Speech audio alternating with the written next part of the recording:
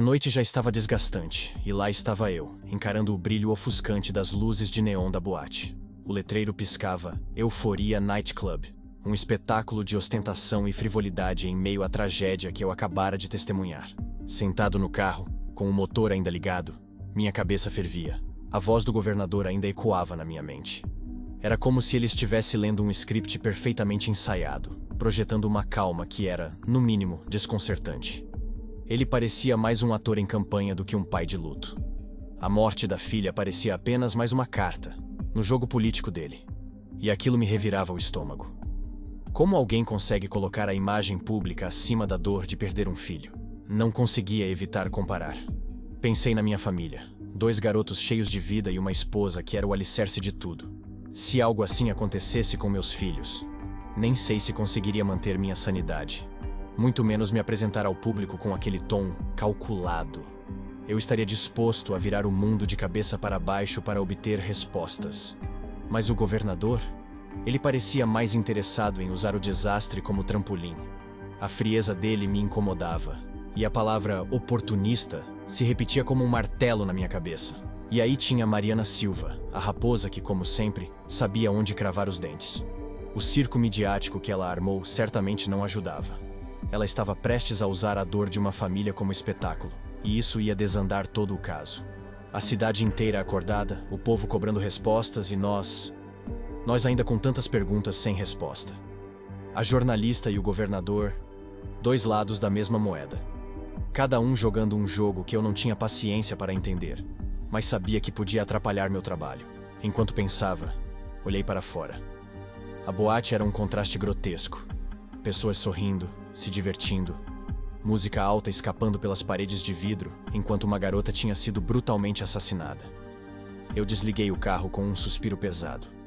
O que eu estava para enfrentar lá dentro provavelmente seria mais do mesmo. Rostos falsos, olhares vazios e gente mais preocupada com sua própria imagem do que com a realidade. Saí do carro e me aproximei da entrada. O segurança lançou um olhar avaliador, mas não disse nada. Eu ajeitei meu distintivo no bolso interno da jaqueta.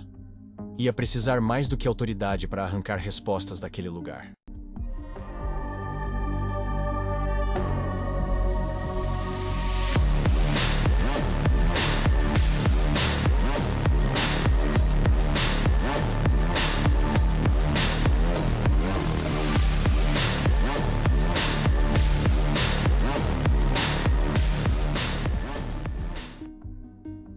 Ao entrar na boate, fui imediatamente engolido pela atmosfera. Luzes pulsantes e uma música animada preenchiam o ar, criando uma energia que se mesclava perfeitamente com a sofisticação do lugar.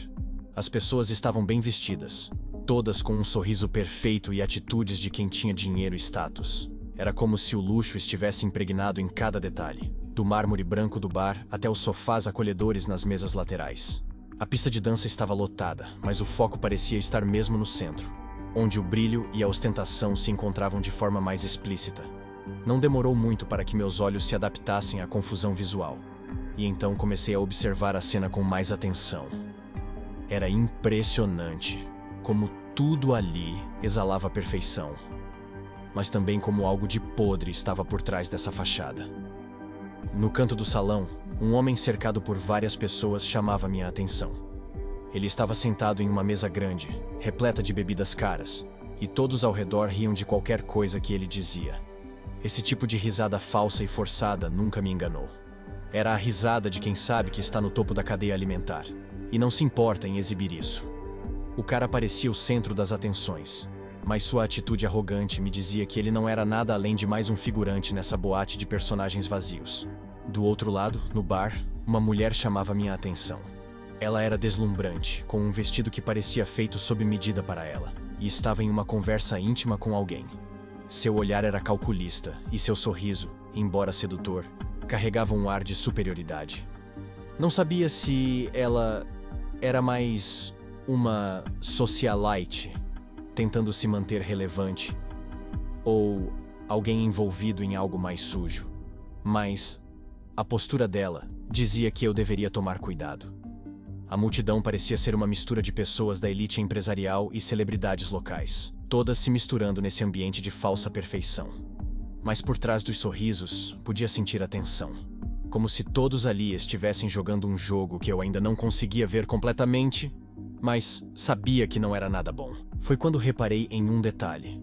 Um homem bem vestido, com um terno sob medida e um relógio caro, estava se movendo discretamente entre as pessoas. Ele passava de mesa em mesa, entregando saquinhos pequenos para alguns dos frequentadores. A maneira como ele fazia isso, rápida e precisa, me fez sentir um certo desconforto. Ele sabia exatamente quem eram os clientes regulares e parecia se misturar à multidão como se fosse parte do cenário. Nada bom. A segurança estava em toda parte, mas o tipo de vigilância que havia ali me fez pensar em algo mais do que simples segurança de boate. Seguranças disfarçados de garçons, câmeras de alta definição monitorando cada canto e um sistema de alarme sofisticado que parecia pronto para qualquer emergência. Esse lugar estava protegido como uma fortaleza, mas não era para proteger seus clientes. Era para proteger algo mais. Algo que eu estava prestes a descobrir. Mas, por enquanto, era tudo apenas uma grande exibição de poder. Tudo aquilo, desde o luxo até os seguranças, exalava uma sensação de controle absoluto. E eu, por um breve momento, me perguntei se estava realmente preparado para mexer com tudo isso. Era hora de iniciar o jogo. Passei por uma das mesas. Os olhares se fixaram em mim, mas não dei a mínima. Era apenas mais uma peça no jogo. Agora, meu objetivo era o bar. No bar, o ambiente parecia um pouco mais calmo, embora ainda fosse rodeado pela mesma energia pulsante da boate. O barman, Marco, era uma figura interessante. Tinha um jeito sereno e parecia pertencer àquele lugar, como se fosse uma parte indispensável do cenário. Cada movimento seu era meticuloso, seja misturando um drink ou ouvindo algum cliente reclamando sobre algo trivial. O tipo de profissional que sabe como lidar com qualquer personalidade, desde os egocêntricos cheios de si até os bêbados arrependidos. Sentei no banco com a postura de quem queria conversar, mas sem parecer interessado demais. Fiz um pedido qualquer, apenas para justificar minha presença ali. Observei Marco enquanto ele preparava a bebida. Movimentos precisos, controlados. Ele parecia ser o tipo de cara que não apenas via o que acontecia ao seu redor, mas que prestava atenção, mesmo quando ninguém achava que ele estava. Quando joguei o nome de Alice na conversa, notei a mudança. Não foi óbvia, mas estava ali, sutil, para quem soubesse o que procurar. Um breve endurecimento no rosto. Os olhos que antes eram relaxados se contraíram, ainda que por um instante. Ele tentou esconder, é claro. Sua resposta foi um simples "não conheço", enquanto desviava o olhar para outro cliente que pedia mais uma dose. Mas a desconversa era clara. Ele sabia de algo. Enquanto Marco atendia outro cliente, algo chamou minha atenção no balcão. Um cartão discreto, quase imperceptível, estava posicionado ao lado de um pequeno porta-guardanapos. Era elegante, com letras minimalistas. Valentina Herrera. O nome por si só já carregava um ar misterioso. Não era a primeira vez que eu via algo assim. Em algumas operações anteriores, apreendi cartões similares com prostitutas de luxo. Algo em seu design corporativo discreto e misterioso gritava exclusividade, ou segredo. Peguei o cartão, levantei ele levemente de forma que o Marcos pudesse ver. Ele se aproximou. "Ela está ali, naquela mesa", disse ele, inclinando-se para a frente com discrição e apontando sutilmente com o queixo. Segui o olhar dele até uma mesa um pouco afastada, onde uma mulher estava sentada, mas ela não estava sozinha. Ao lado dela, um homem mais velho, com aparência de empresário, vestia um terno impecável e gesticulava enquanto falava com ela. Apesar de sua postura confiante, ele parecia estar fazendo o possível para agradá-la, quase como um satélite girando em torno de um sol. Ela, por outro lado, era a imagem da sofisticação. Uma mulher extremamente glamurosa e elegante. Seus cabelos castanhos escuros, longos e encaracolados, caíam em cascata sobre os ombros, emoldurando um rosto deslumbrante. Os olhos grandes e verdes brilhavam com intensidade, enquanto seus lábios carnudos e vermelhos exibiam um sorriso constante e sedutor. Era o tipo de mulher que sabia como comandar um ambiente sem precisar dizer uma palavra. Seu vestido vermelho justo parecia ter sido desenhado sob medida, realçando suas curvas em cada detalhe. O decote profundo emoldurado por um colar de diamantes que cintilava sob as luzes da boate, completava a imagem de alguém que sabia o impacto que causava e fazia questão de usá-lo a seu favor. O homem ao lado dela falava algo que parecia engraçado, pois ela ria de forma melodiosa, mas havia algo calculado naquele sorriso. Algo estudado. Seus olhos, apesar de brilhantes, não pareciam focados na conversa. Como se já soubesse exatamente o que ele diria, antes mesmo de ele abrir a boca. Enquanto observava a cena, uma sensação incômoda crescia no meu estômago. Não era apenas a beleza ou a postura dela. Era o poder sutil que emanava. O controle absoluto que parecia exercer sobre a situação. A mulher continuava sorrindo, respondendo ao homem mais velho com um interesse calculado. Ele, por outro lado, parecia quase ansioso, como alguém tentando impressionar alguém claramente fora de seu alcance.